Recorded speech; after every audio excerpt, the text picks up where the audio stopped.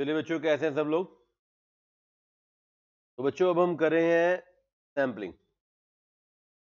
हमारा स्टैट्स का first chapter है स्टैटिस्टिकल डिस्क्रिप्शन ऑफ डेटा। उसका सेकंड पार्ट है सैम्पलिंग। तो बड़े ध्यान से देखिएगा बच्चों, बहुत ही आसान टॉपिक है, बहुत ही इंटरेस्टिंग टॉपिक है। तो स्टार्ट करते हैं। जय श्री राम, जय माता। तो बच्चों, पहले तो सेम वो हमारी स्टैटिस्टिक्स की डेफिनेशन दे रखी है, क्या होती है याद कीजिए। सिंगुलर सेंस में collecting, analysing and presenting data को हम बोलते थे सिंगुलर स्टैटिस्टिक्स, सिंगुलर सेंस का। और प्लूरल में हम बोलते थे qualitative as well as quantitative data, right. ये सारा कुछ हम बोलते थे। हम स्टैटिस्टिकल डिस्क्रिप्शन ऑफ डेटा देख चुके हैं, प्रेजेंटेशन, कलेक्शन, एनालिसिस सब देख चुके हैं। आज का मेरा टॉपिक रहेगा सैम्पलिंग। बच्चों, सैम्पलिंग किस किस ने पढ़ रखा है? सैम्पलिंग होता क्या है? जनरल टर्म सर, एक एंटायर डाटा में से कुछ सैंपल लेना, कुछ लिमिटेड आइटम को चूज करना। The entire data available is known as universe. Universe में से हम कुछ कलेक्शन करते हैं एनालिसिस पर्पस के लिए, कुछ लिमिटेड सी आइटम का, उनको बोलते हैं हम सैंपल्स। क्या बोलते हैं? Sample. Basically sampling method is a process of studying the population bye gathering and gathering information and analysis the data. हमें पॉपुलेशन के कैरेक्टरिस्टिक्स को, फीचर को स्टडी करना है। अब पॉपुलेशन का साइज बहुत बड़ा है। हम हर एक चीज को हर एक डेटा को कलेक्ट करने से अच्छा कुछ सैंपल डिराइव कर ले। जैसे मान लीजिए क्लास में 100 स्टूडेंट्स है, आपको क्लास की परफॉर्मेंस देखनी है। पहला मेथड तो है कि आपको 100 के 100 स्टूडेंट्स का डेटा चेक करना पड़ेगा, जैसे सेंसस में पॉपुलेशन में गवर्नमेंट करती है कलेक्ट, राइट। दूसरा तरीका क्या है कि आप कुछ सैंपल ले लीजिए। हर क्लास से एक सैंपल ले लेंगे तो हर क्लास का कैरेक्टरिस्टिक्स आप निकाल पाएंगे। अब ना आपके दिमाग में अगर सर सैंपल गलत भी हो सकता है, वो सारी बातें हम लिमिटेशन में पढ़ेंगे। लिमिटेशन हर एक चीज की होती है, तो सैंपलिंग की भी है। बट सैंपलिंग का मीनिंग क्या है? किसी भी पॉपुलेशन को, मतलब एंटायर डेटा को स्टडी करने के लिए कुछ लिमिटेड से डेटा को लेना और उसको एनालिसिस करना, that is sampling. That is sampling.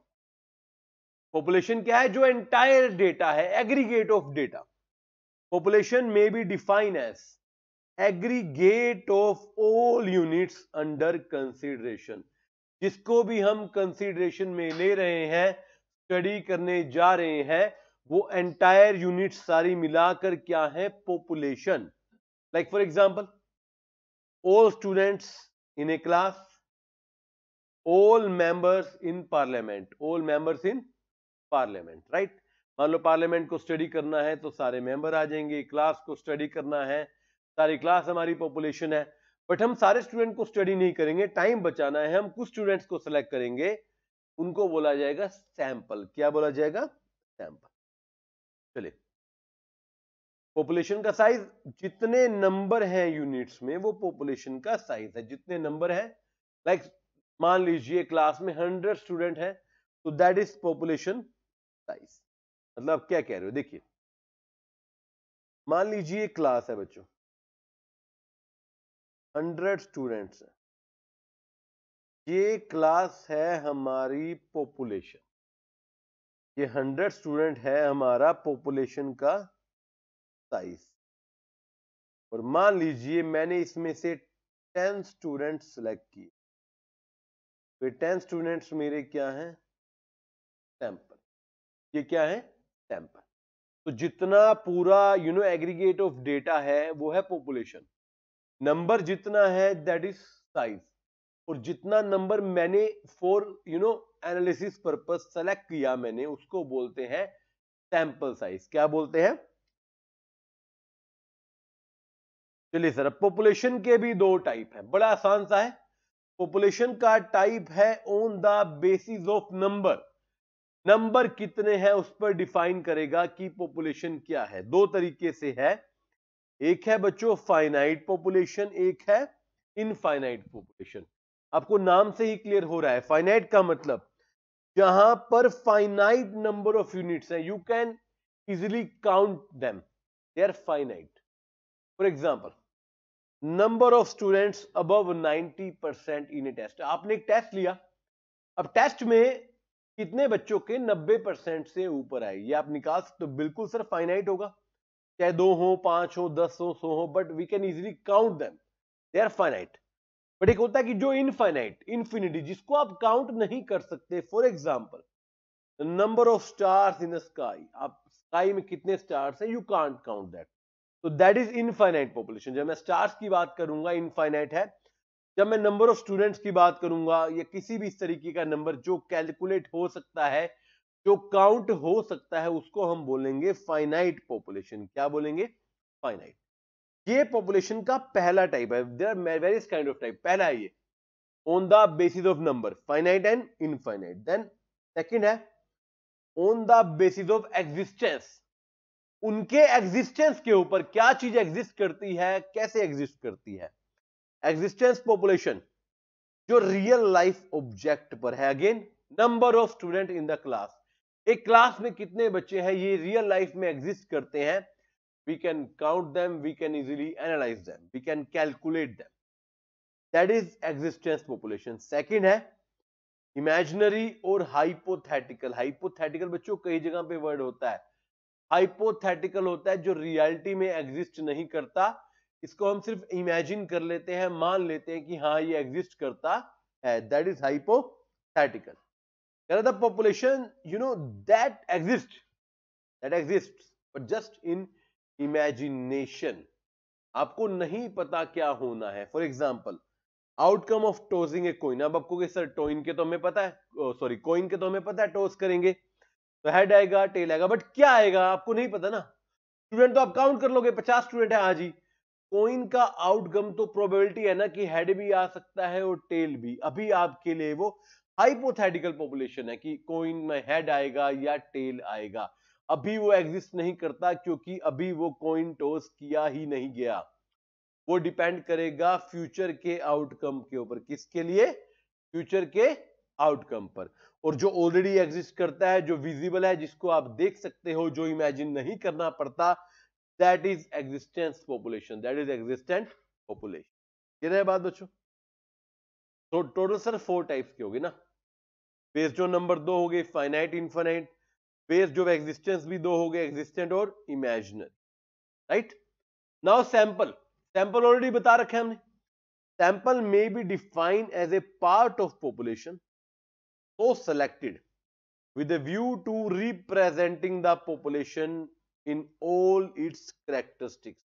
एक ऐसा सिलेक्शन, सैंपल एक ऐसा सिलेक्शन है जो अपने आप में पॉपुलेशन के सारे करेक्टरिस्टिक्स को रिप्रेजेंट करे।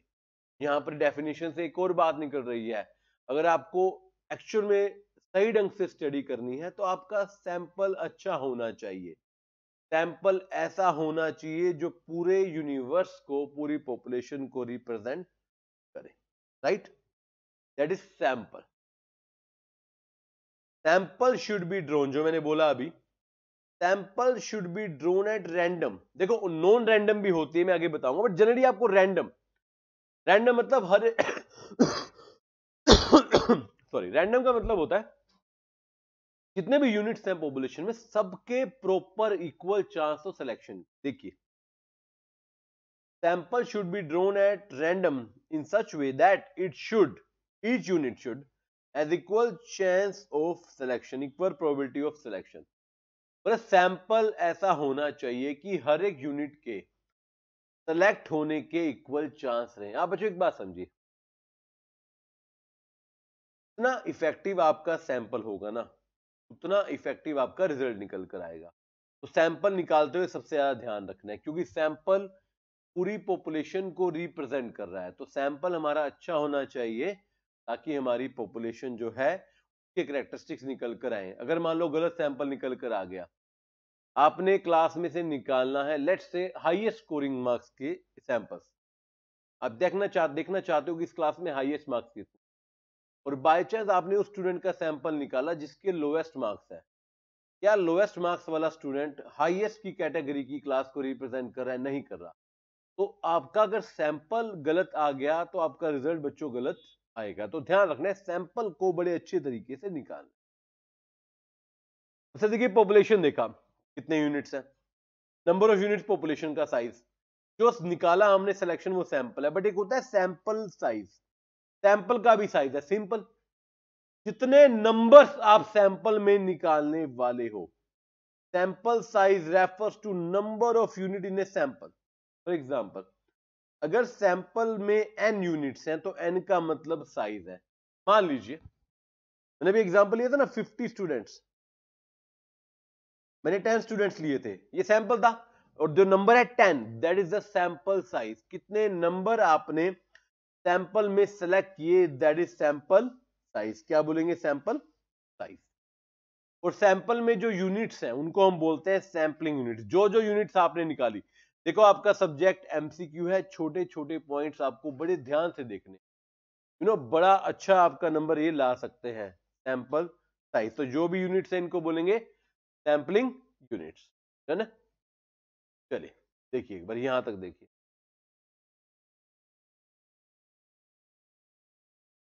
है ना बच्चे यहां तक। एक आता है देन बच्चों sampling frame. Sampling frame, A detailed and complete list of all sampling unit. देखो सैंपल आपने लिए, सैंपलिंग यूनिट्स, उनकी एक डिटेल लिस्ट बना लेना, दैट इज पूरा का पूरा फ्रेम, उसको बोलते हैं सैंपलिंग फ्रेम। अगेन बच्चों एक एक छोटी छोटी डेफिनेशन है, एक एक नंबर में कितनी रेलेवेंट हो सकती है समझिए, हर एक पॉइंट को आप अच्छे से पढ़ेंगे यहां पर, ठीक है। तो एक complete list of sampling units को बोलेंगे सैंपलिंग फ्रेम। क्या बोलेंगे? Sampling frame. नाउ सैंपलिंग सर्वे। सैंपलिंग सर्वे क्या होता है? The study of unknown population on the basis of proper sample drawn from it। आप पॉपुलेशन को पूरी को नहीं जानते, आप पॉपुलेशन के कैरेक्टरिस्टिक्स को नहीं जानते, आपके लिए पॉपुलेशन अनप्रूवन है, अननोन है। उस अननोन पॉपुलेशन को एक प्रॉपर तरीके से सैंपल से जानना, मतलब सर आपने सैंपल स्टडी किए और उस सैंपल से आपने पॉपुलेशन को स्टडी किया, that is sampling survey। that is sampling survey, studying population on the basis of sampling survey। further, sample sample reveals the characteristics of population, they just line basic principle of sampling survey। बड़ा important है बच्चों, लिख लीजिएगा, 4 principal हम पढ़ने वाले हैं। There are 4 principles sampling सर्वे की। आप कहते हो ना कि आपने कहा कि सर सैंपल मान लो गलत निकल आया, या सैंपल कितने यूनिट्स का निकालना चाहिए, हर एक का अपना ओपिनियन है। कोई कहेगा बड़ा सैंपल निकाल लो, कोई कहेगा छोटा सैंपल निकाल लो, क्या सैंपल प्रॉपर रिप्रेजेंटेटिव होगा नहीं होगा, ऐसे बड़ी सारी बातें हैं। तो उसके लिए बच्चों 4 हमारे पास ना रूल्स है, लो है, यहां पर भी लो आ गया, सैंपलिंग के भी लो है। 4 लो आपको समझनी है, ठीक है। पहला लो ऑफ स्टैटिस्टिकल रेगुलैरिटी, रेगुलैरिटी को हाईलाइट कर लीजिएगा। सेकंड है लो ऑफ इनर्शिया, इनर्शिया को हाईलाइट कर लीजिएगा। थर्ड है प्रिंसिपल ऑफ ऑप्टिमाइजेशन, ऑप्टिमाइजेशन को हाईलाइट कीजिएगा बच्चों।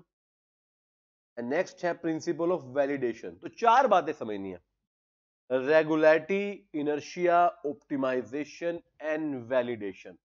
अगर ये चारों लो आप फॉलो करें तो पूरे चांसेस हैं कि आपका सैंपल सर्वे जो होगा वो इफेक्टिव होगा और पूरे तरीके से ऑलमोस्ट करेक्ट होगा। We can't say 100% correct, sample कभी भी 100% तो करेक्ट नहीं हो सकता। There might be certain restriction, certain limitation, जो हम बाद में हम पढ़ेंगे। क्लियर है? तो स्टार्ट करते हैं बच्चों, 4 लो हैं, ध्यान से। इसको ना समझाए वो बाद में पूछेगा, वैसे इतना मुश्किल है नहीं, बड़ा स्ट्रेट टॉपिक है, बड़ी आसानी से हमें समझ आ जाना चाहिए। देखिए, the law of statistical regularity कहता है only a sample of fairly large size from population would possess the characteristics. तो पहली बात, लॉ ऑफ रेगुलरिटी कहता है कि लार्ज साइज लीजिए। जी हां, जितना बड़ा सैंपल का साइज होगा उतने ज्यादा स्टडी के, सर्वे के करेक्ट होने के चांसेस रहेंगे। तो पहला लॉ क्या कहता है? सैंपल का साइज कंपैरेटिवली लार्ज होना चाहिए। स्मॉल साइज जो है वो आपके सैंपल सर्वे को प्रॉपरली रिजल्ट में कन्वर्ट नहीं करेगा। तो रेगुलरिटी क्या कहता है? There should be larger sample size. Second, inertia. Inertia कहता है the result from the sample are more reliable, more accurate and more precise when the sample size increases। Again same, कह रहा है कि सैंपल साइज बढ़ाते जाओगे तो आपकी एक्यूरेसी के, रिलायबिलिटी के, प्रिसाइजनेस के चांसेस ज्यादा रहेंगे। थोड़ा सा ये ऊपर वाले प्रिंसिपल से मिलता जुलता ही है कि कह रहा है जितना बड़ा सैंपल का साइज होगा, एक्यूरेसी के, रिलायबिलिटी के चांसेस उतने ज्यादा रहेंगे। That is law of inertia. Larger the sample size, larger the reliability, larger the accuracy. Correct. Then principle of optimisation. देखिए ऑप्टिमाइजेशन वर्ड हम ना बिजनेस में और इकोनॉमिक्स में बहुत बार पढ़ते हैं। Optimum utilisation of resources, optimisation होनी चाहिए। ऑप्टिमाइजेशन का मतलब है कि ना इस तरीके से सैंपल लीजिए कि ऑप्टिमम एफिशिएंसी है मिनिमम कॉस्ट पे, खर्चा कम से कम आए, और या फिर गिवन कॉस्ट है तो मैक्सिमम एफिशिएंसी है। ये ना सेम बात हम प्रोडक्शन में बोलते हैं, प्रोडक्शन फंक्शन में। अगर इनपुट गिवन है तो आउटपुट मैक्सिमम आए, और अगर आउटपुट गिवन है तो इनपुट मिनिमम आए। अगर आपको एफिशिएंसी कितनी चाहिए ये पता है तो आपकी कॉस्ट मिनिमम आनी चाहिए, और आपको मैक्सिमम एफिशिएंसी निकालनी है तो गिवन कॉस्ट पे आनी चाहिए। मतलब सर देखिए, अगर एफिशिएंसी गिवन है तो कॉस्ट कम से कम करो, और कॉस्ट गिवन है तो एफिशिएंसी मैक्सिमम से मैक्सिमम करो। That is law of optimisation. Simple भाषा में बोले, आउटपुट ज्यादा से ज्यादा आना चाहिए, इनपुट कम से कम जाना चाहिए। Then D, principle of validation या वैलिडिटी। वैलिडेशन कह रहा है सैंपलिंग साइज वैलिड है अगर पॉसिबल है वैलिड एस्टिमेट निकालना। मतलब फीचर्स की बात कर रहा है, आपके पॉपुलेशन के पैरामीटर्स की बात कर रहा है। कह रहा है कि वैलिड तभी है अगर एस्टिमेट वैलिड है। अगर आपके सैंपल ही इनवैलिड हैं तो रिजल्ट आपका कभी भी वैलिड निकलकर नहीं आएगा। आपका सैंपलिंग डिजाइन तभी वैलिड माना जाएगा अगर प्रॉपर पैरामीटर को समझिए, कैरेक्टरिस्टिक्स, फीचर्स। मान लीजिए आपको क्लास में से 80% मार्क्स से ऊपर वाले बच्चों का सैंपल चाहिए, तो आपका पैरामीटर है 80%। आपने गलती से सैंपल ले लिया 60% से 70% का, तो आपका सैंपलिंग सर्वे ही गलत हो गया, आपका सैंपलिंग डिजाइन ही गलत हो गया। तो वैलिडेशन के लिए आपको चेक करना पड़ेगा जो इनपुट आप डाल रहे हैं वो करेक्ट है, नहीं है या नहीं है। इनपुट सही जाएगा तो बच्चे आउटपुट सही निकल कर आएगा। राइट। तो 4 हमारे लो हो गए बच्चों, statistical regularity, inertia, optimisation and validation.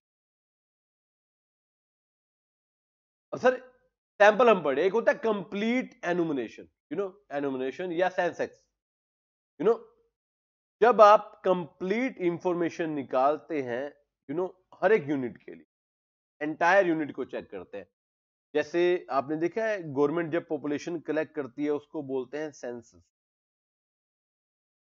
आते हैं हर एक व्यक्ति से डेटा कलेक्ट करते हैं, सैंपल नहीं लेते वहां पर, तो इसको बोलते हैं कंप्लीट एनुमिनेशन मेथड या सेंसस मेथड।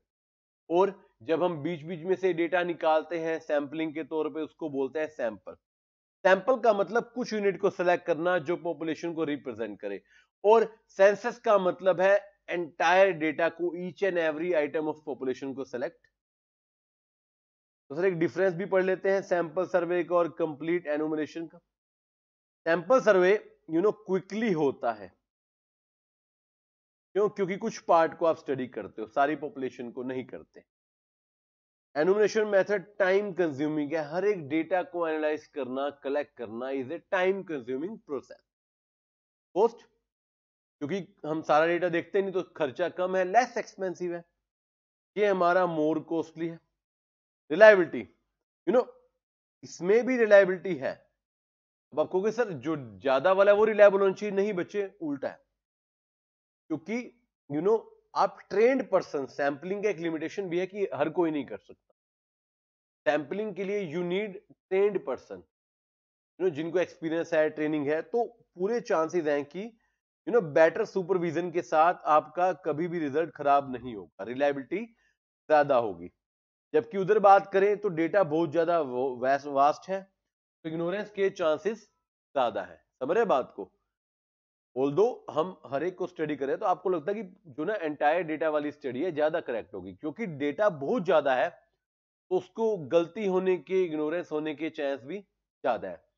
और सैंपलिंग क्योंकि ट्रेन लोगों के द्वारा की जा रही है तो इसमें रिजल्ट अच्छा आने के चांसेस ज्यादा है। एक्यूरेसी, देखिए एरर सैंपलिंग में भी होते हैं, बट सैंपलिंग एरर को हम काफी हद तक रिड्यूस कर सकते हैं अच्छे से, जबकि जो कंप्लीट एनुमरेशन है वहां पर एरर को रिड्यूस करना इतना आसान नहीं है, क्योंकि जितने ज्यादा डेटा बड़ा होगा उतने ज्यादा गलती के चांसेस आपके रहेंगे।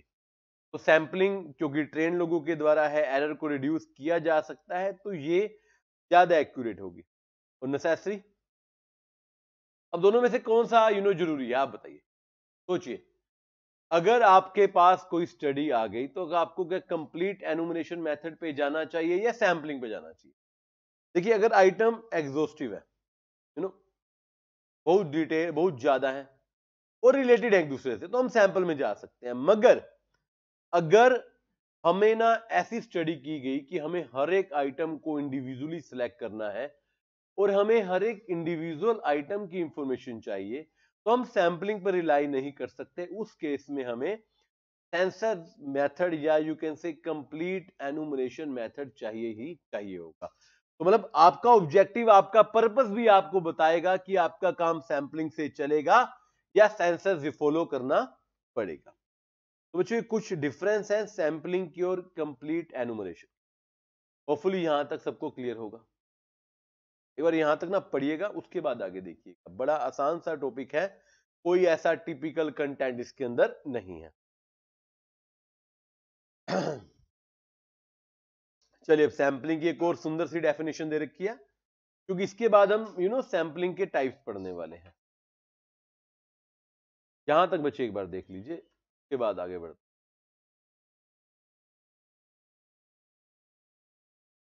चलिए पढ़ लिया होगा बच्चों यहां पर। अब सैंपलिंग के टाइप्स देखने, ठीक है। उससे पहले एक बढ़िया सी डेफिनेशन। सैंपलिंग एक स्टैटिस्टिकल प्रोसीजर है to infer about the unknown universe, that is population, from the knowledge of random sample drawn from it. एक यूनिवर्स है जिसको आप जानते नहीं है, उसके बारे में जानने के लिए आपको रैंडम सैंपल बनाने पड़ेंगे। उस स्टडी को बोला जाता है सैंपलिंग। क्या बोलते हैं बच्चे? सैंपलिंग। अब सैंपलिंग के बच्चों कितने टाइप हैं देखिए। सैंपलिंग के 3 टाइप हैं। पहला है प्रोबेबिलिटी सैंपलिंग, दूसरा है नॉन प्रोबेबिलिटी एंड तीसरा है मिक्स्ड। बच्चों प्रोबेबिलिटी सैंपलिंग का मतलब है, वैसे यहां पर आप लिख सकते हो रैंडम सैंपलिंग, और नॉन प्रोबेबिलिटी सैंपलिंग का मतलब है नॉन रैंडम। रैंडम याद है ना आपको कि हर किसी के इक्वल चांसेस है सिलेक्शन के। इनके भी फर्दर टाइप है। देखो मिक्स में तो अलग कंसेप्ट है, बाद में उठाएंगे। पहले हम रैंडम नॉन रैंडम को समझ लेते हैं। रैंडम में एक होता है बच्चों सिंपल रैंडम, दूसरा स्ट्रेटिफाइड, तीसरा multi stage, multi phase and cluster. Non probability में इसको बोलते हैं पर्पसिव या जजमेंटल, और मिक्स में होती है सिस्टमैटिक। सर ये होती क्या है अभी बताएंगे, अभी खाली आपको ना नाम बताया, नाम को देखिए, ठीक है। तो पहले हम कौन सा करेंगे? रैंडम। क्या करेंगे हम? रैंडम। सिंपल रैंडम, रैंडम में भी सिंपल, बड़ी आसान सी डेफिनेशन है। When each item has equal chance of selection from the population under consideration, it is known as simple random। अब प्रोबेबिलिटी पढ़ते हैं ना, कोइन उछाला आपने, कोइन आपने उछाला तो हेड के भी चांसेस हैं, टेल के भी चांसेस हैं, इक्वल चांसेस हैं। इसको बोलते हैं simple random. Each and every item has equal chances of being selected, तो इसको बोलेंगे बच्चों सिंपल रैंडम सिलेक्शन सैंपलिंग। अच्छा इसके भी फर्दर 2 टाइप हैं। सिंपल रैंडम में एक आता है विद रिप्लेसमेंट, एक आता है विदाउट रिप्लेसमेंट। आपको कैसे समझिए पहले, फिर एग्जांपल दूंगा। When units are selected one by one and after selection they are returned to population, बार बार वो आ सकते हैं विद रिप्लेसमेंट, और एक होता है विदाउट। जो यूनिट एक बार सेलेक्ट होगी it is never going to return. देखिए मान लीजिए आपके पास 100 शीट्स है नंबर की, आपको 4 नंबर सेलेक्ट करने हैं। एक तो तरीका है आपने एक निकाल लिया तो बाहर रख दिया, बाकी 99 बच गए। आपने दूसरा निकाल लिया फिर 98 बच गए। इसको बोलते हैं विदाउट रिप्लेसमेंट। कोई भी रिप्लेस नहीं होगा, रिटर्न नहीं होगा, दोबारा नहीं आ सकता। एक होता है विद रिप्लेसमेंट, आपने एक नंबर निकाला आ गया, अब उसको दोबारा आपने डाल दिया तो दोबारा भी वो निकल सकता है। देयर आर चांसेस कि वो रिप्लेस हो सकता है, बार बार आ सकता है। तो जहां पर नंबर रिटर्न आ सकता है, बार बार आ सकता है, उसको बोलते हैं विद रिप्लेसमेंट। और जहां पर एक नंबर दोबारा नहीं आ सकता, वो निकल गया तो आ गया, वो बार बार उसको हम दोबारा नहीं निकालेंगे, तो बोलते हैं विदाउट रिप्लेसमेंट। क्या बोलते हैं? Without replacement, right. अच्छा, सिंपल रैंडम सैंपलिंग क्या इफेक्टिव है या नहीं है? देखिए सिंपल रैंडम सैंपलिंग इफेक्टिव है कब? जब पॉपुलेशन का साइज ज्यादा बड़ा नहीं है। जी हाँ, स्मॉल साइज ऑफ पॉपुलेशन में कामयाब है, बड़े साइज में कामयाब नहीं है। या फिर बहुत छोटा भी नहीं है, बिल्कुल। देखो अगर सैंपल सैंपल के साइज की बात हो रही है, पॉपुलेशन साइज तो हमने कहा ज्यादा बड़ा नहीं है, बट सैंपल साइज भी देखो ऑप्टिमम लेना है।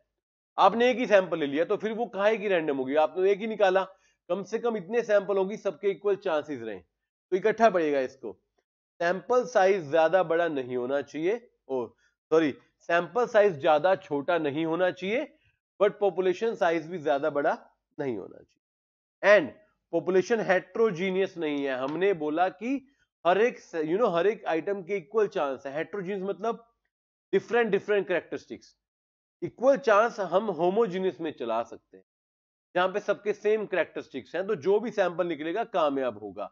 अगर आपकी पॉपुलेशन हेट्रोजीनियस है, डिफरेंशिएटेड कैरेक्टरिस्टिक्स लेकर चल रही है, तो वहां पर सैंपल निकालना थोड़ा परेशान करने वाली बात है, क्योंकि वहां पर जो सैंपल है ना आपका, वो प्रॉपरली रिप्रेजेंटेशन नहीं कर पाएगा पॉपुलेशन की, क्योंकि हेट्रोजीनियस।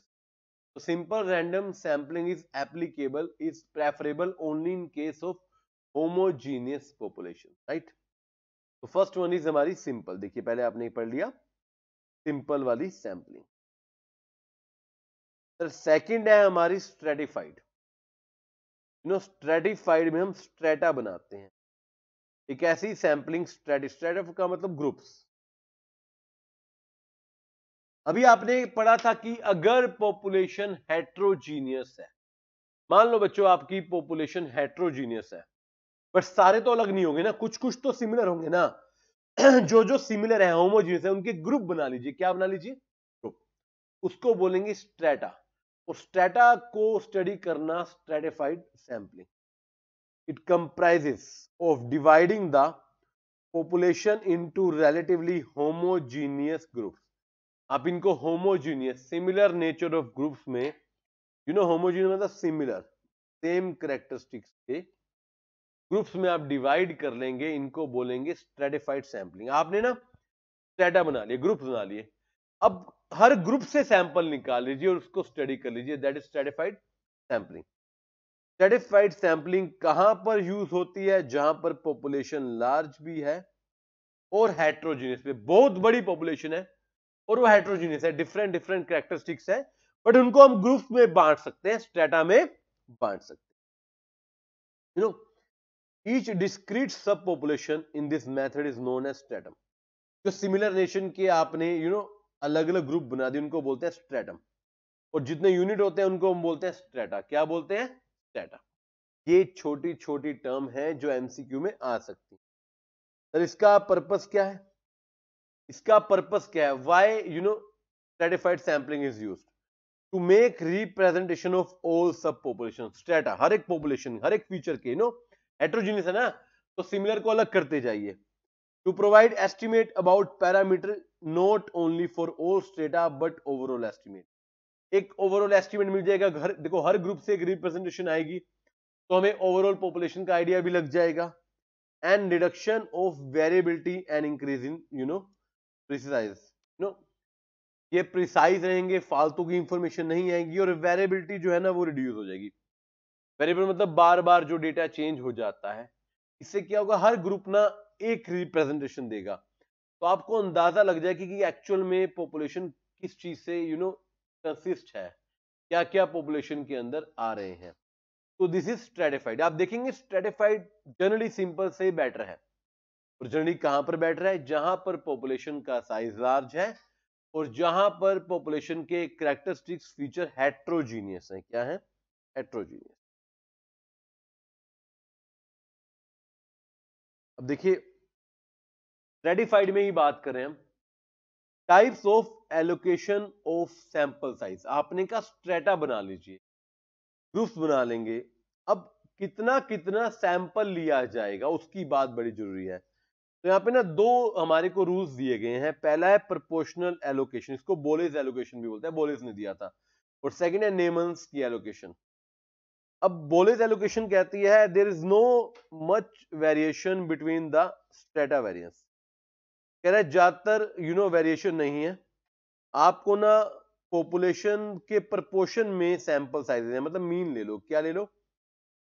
ये कहता है वेरिएशन कम है, मीन एवरेज होता है ना, तो एक एवरेज साइज ले लीजिए आप, कुछ करने की जरूरत नहीं है।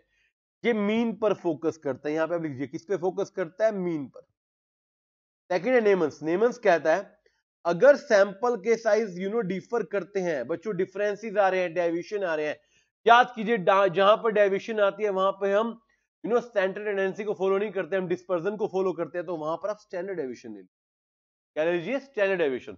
सिंपल बात याद रखिए, नेमन कहता है स्टैंडर्ड डेविएशन को फॉलो कीजिए, बोलेस कहता है कि आप मीन को फॉलो कीजिए। यहां पर सैंपल साइज वेरी करेगा और स्टैंडर्ड डेविएशन क्रिएट होगी। बोलेस एक्शन कहता है कि मीन निकाल लीजिए, और दूसरा कहता है कि स्टैंडर्ड डेविएशन निकाल लीजिए। डन है बच्चों बात यहां तक? ये है बच्चों यहां तक? एक कहता है मीन को फॉलो कीजिए, एक कहता है स्टैंडर्ड डेविएशन को। अच्छा, स्ट्रेटिफाइड सैंपलिंग कहां पर बढ़िया नहीं है? अगर पॉपुलेशन ज्यादा बड़ी नहीं है, छोटी पॉपुलेशन है तो सिंपल पे चल जाओ, यहां क्यों जाना? आपको कोई प्रायर इंफॉर्मेशन अवेलेबल नहीं है, आपको पता ही नहीं उनके क्या क्या कैरेक्टरिस्टिक्स हैं, तो डेटा कैसे बांटोगे? एंड हेट्रोजीनिटी एक्चुअल में नहीं है, एक्चुअल में आपका डेटा हेट्रोजीनियस है नहीं। सिंपल सी बात रखिए बच्चों, सिंपल वाला होमोजीनियस में यूज करो, ये हेट्रोजीनियस में। क्वेश्चन देता हूं आपको, चलो एक क्वेश्चन देता हूं बच्चों यहां पर आपको, 2-3 पॉइंट कोशिश करना बनाने की इस पे, ठीक है? Difference between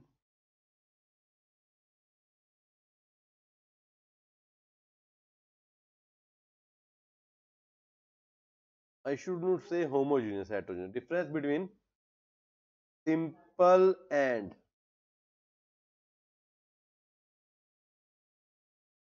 stratified sampling. Simple और स्ट्रेटिफाइड सैंपलिंग में क्या फर्क है? 3-4 पॉइंट बच्चों निकालने की कोशिश कीजिएगा, ठीक है? चलिए नेक्स्ट है मल्टी स्टेज, मतलब अलग अलग स्टेजेस है। मल्टी स्टेज नाम से बता रहा है, multi stage sampling is a method of sampling, sampling from population by splitting into smaller groups and taking sample from individual from the smallest resulting group. आप अलग अलग स्टेजेस बना लीजिए, अलग अलग ग्रुप बना लीजिए। आपको सर स्ट्रेटा की तरह तो है, सुनने में दिखने में वैसा है बट वैसा नहीं है। यहाँ पे हेट्रोजेनिटी नहीं बता रहे, हम स्मॉल स्मॉल ग्रुप बना रहे हैं।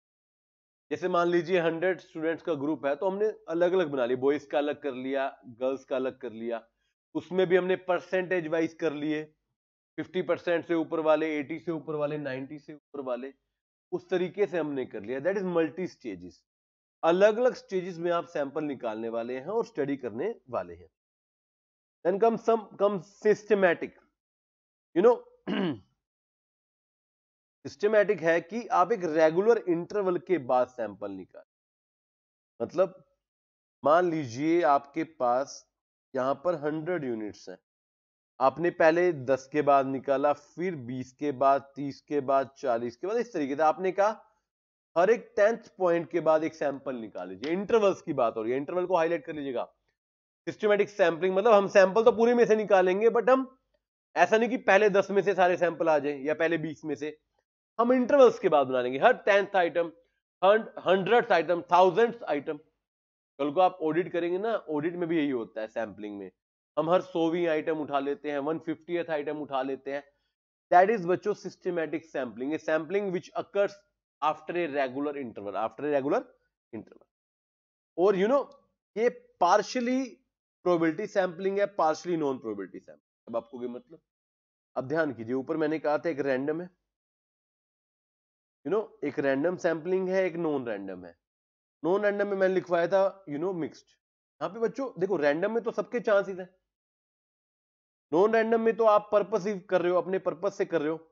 अब ये मिक्स है, ये रैंडम नॉन रैंडम दोनों कैसे, रैंडम कैसे है कि हमें नहीं पता सैंपल क्या आएगा, बट नॉन रैंडम कैसे, हमने जजमेंट तो बना ली कि हर 10 के बाद एक सैंपल लेंगे, तो जो आपने 10 सोच लिया वो भी तो पर्पस है ना, वो नॉन रैंडम है। तो it is a mixture of random as well as non random sampling, दोनों का क्या है बच्चों, ये mixture. Systematic sampling, systematic sampling के भी बच्चों दो टाइप हैं, एक है लीनियर सिस्टमैटिक, एक है circular systematic. Linear systematic sampling and circular. Linear का मतलब है हम एक लाइन में रखेंगे, सीक्वेंस में रखेंगे, जैसे मैंने बोला था हर 10वीं आइटम, यहां पे एग्जांपल दिया हर 50th आइटम, हर 50वीं आइटम, लीनियर लगा दी हमने, लाइन लगा दी। एक होता है सर्कुलर, आप सर्कल में साइकिल टाइप में रखेंगे और फिक्स्ड इंटरवल पे सर्कल के पार्ट्स बना देंगे, इधर से इधर से। बात सेम है, आपको एक इंटरवल के बाद ही उठाना है, लाइन में इंटरवल है तो वो लीनियर है, सर्कल में इंटरवल है तो वो आपका सर्कुलर है। क्या है बच्चों, वो सर्कुलर। क्लियर है बात, बड़ा आसान सा टॉपिक है। सिस्टमैटिक सैंपलिंग कहां पर इफेक्टिव है, अच्छा कहां है, जहां पर अननोन अनडिटेक्टेड प्रियोसिटी हो, हमें नहीं पता, हम देखो आपको पता है कि हर 10 सैंपल के बाद ये है तो वो गलत है, आपको पता नहीं होना है।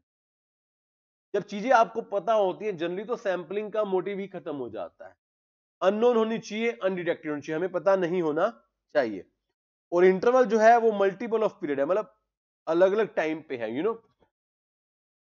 जैसे 10 20 30 इंटरवल प्रॉपर बनाए जा सकते हैं एक पर्टिकुलर उसके हिसाब से, तो वहां पर सिस्टमैटिक सही चलती। सर एक बीच में हमने एक और पढ़ा था, कौन सा पढ़ा था, जजमेंटल पर्पसिव। यहां पर ना सैंपलर ना बायस्ड हो जाता है कहीं ना कहीं, ये आपकी डिस्क्रिप्शन पे डिपेंड करता है, आपकी जजमेंट पे, आपके बिलीफ पे, आपके प्रेजुडिस पे। आपको पता है ऑलरेडी आपको क्या चाहिए, आप कहीं ना कहीं सेलेक्ट करके बैठे हो। जैसे क्लास में से एक इंटेलिजेंट बच्चा चाहिए, तो टीचर ने सेलेक्ट कर रखा है कि मुझे तो मैं मिस्टर ए को सेलेक्ट करने वाली हूं, that is purposive sampling. Sampling वहां पर भी है, बट कहीं ना कहीं हल्का सा बायस है कि इस ग्रुप से उठा लेंगे बच्चा, एक पर्टिकुलर बच्चे का बायस नहीं हो सकता, बट एक ग्रुप का तो हो सकता है ना, कि वी हैव ऑलरेडी डिसाइडेड कि हमें चाहिए क्या। इसको बोलते हैं पर्पसिव और जजमेंटल सैंपलिंग। ठीक है बच्चों, यहां तक ये मेरा प्योर थ्योरी है, सैंपलिंग के सारे टाइप्स हमने देख लिए, अब नेक्स्ट देखिएगा, एरर की बात करेंगे। क्या सैंपल आप जो निकालते हैं हमेशा 100% करेक्ट होता है? क्या जो रिजल्ट आपको चाहिए, जो पैरामीटर आपको चाहिए, क्या उससे डेविएशन नहीं हो सकती? हो सकती है। Deviation between the value of population parameter and what has been obtained from sample, जो एक्चुअल में है और जो सैंपल निकल कर आया, उनकी ऑब्जर्व वैल्यू में फर्क हो सकता है। एक वैल्यू निकल कर आई आपकी सैंपल के थ्रू, और एक ऑब्जर्व वैल्यू है कि गलती हो रही है, उसको बोलते हैं एरर। कि आपके सैंपल में क्या निकला और एक्चुअल में क्या वैल्यू है, दोनों में जो डिफरेंस पाया जाता है उसको बोलते हैं एरर या बायस, एरर या बायस। और ये दो तरह के होते हैं एरर, सैंपलिंग एरर और एक नॉन सैंपलिंग। सैंपलिंग एरर में ना गलती सैंपलिंग के पार्ट पे, सैंपलर गलती कर चुका है, सैंपलिंग करते हुए गलती हुई है। नॉन सैंपलिंग में कुछ और चीजें, जैसे फॉर एग्जांपल पहले नॉन सैंपलिंग बताते हैं। लैप्स ऑफ मेमोरी, आपने सैंपल निकाला, भूल गया आपने पहले क्या निकाला। इग्नोरेंस, आपने इंपॉर्टेंट पैरामीटर को इग्नोर कर दिया, गलती से छोड़ दिया। या फिर इनकम्प्लीट कवरेज एटसेट्रा, आप कवर ही नहीं कर पाए, डाटा बहुत बड़ा था, आपको स्ट्रेटा में जाना चाहिए था या सिस्टमैटिक जाना चाहिए था, आपने सिंपल रैंडम उठा के पूरी कवरेज ही नहीं की, तो ये तो नॉन सैंपलिंग वाले कहीं ना कहीं हो गए। 100 बच्चों का डेटा आपने उठाया है, 50 में से अगले 50 आपने खुद ही छोड़ दिए, किसी वजह से कवरेज नहीं कर पाए, सैंपलिंग की गलती नहीं है। सैंपलिंग गलती कहां पर है, आपका डिजाइन ही डिफेक्टिव बना, सैंपलिंग का बेसिस ही खराब हो गया जी, डिजाइन क्या हो गया खराब, सब्स्टिट्यूशन हो गया, डेटा सब्स्टिट्यूट कर दिया गया, गलत सही की जगह गलत आ गया। क्वालिटी डिमार्केशन, डिमार्केशन समझते हैं, पॉइंट्स देना 1 2 3 मार्किंग करना, आपने गलत नंबर लिख दिए तो डेटा गलत हो गया। Wrong choice of statistics, data गलत उठाया गया, सैंपल गलत उठाए गए, यहां पे सैंपलिंग टेक्निक गलत हो रही है आपकी कहीं ना कहीं। या फिर पॉपुलेशन वेरिएबल है, पॉपुलेशन में वेरिएबिलिटी है। आपने डेटा उठा लिया, आपको लगा ये पॉपुलेशन को रिप्रेजेंट करे, आपका सैंपल सिलेक्शन का तरीका गलत हो गया, आपको स्ट्रेटिफाइड में या फिर आपको सिस्टमैटिक में शायद जाना चाहिए था, बट क्योंकि आप सिंपल में चले गए तो आपके डेटा का सिलेक्शन बच्चों गलत यहां पर हो गया।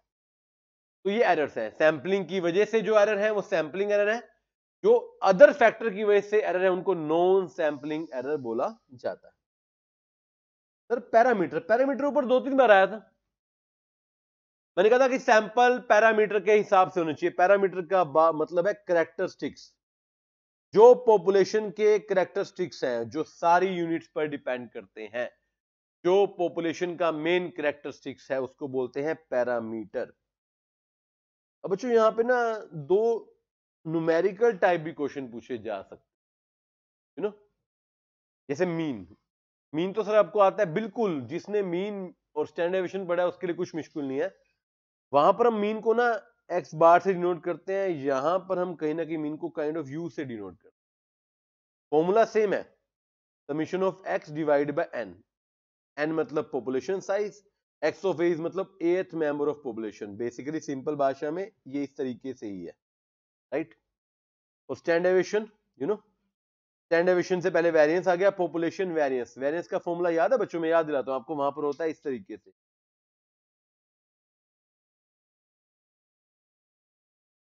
हाँ जी सर यही होता है। तो यहाँ पे मीन को यू से डिनोट किया ना, तो this is standard deviation, sorry variance. ये क्या है? वेरिएंस। सिमिलर फॉर्मूला है जो सेंट्रल टेंडेंसी और डिस्पर्जन में आपको पढ़ाया गया। देन स्टैंडर्ड डेविएशन का भी आपको पता यही होता है।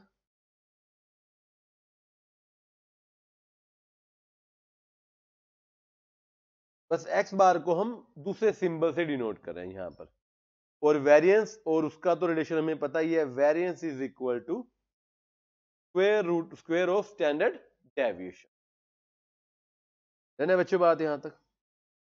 तो दिस इज योर छोटा सा सैंपलिंग का चैप्टर। देखिए एक बार देखते हैं क्या क्या पढ़ा हमने यहां पर।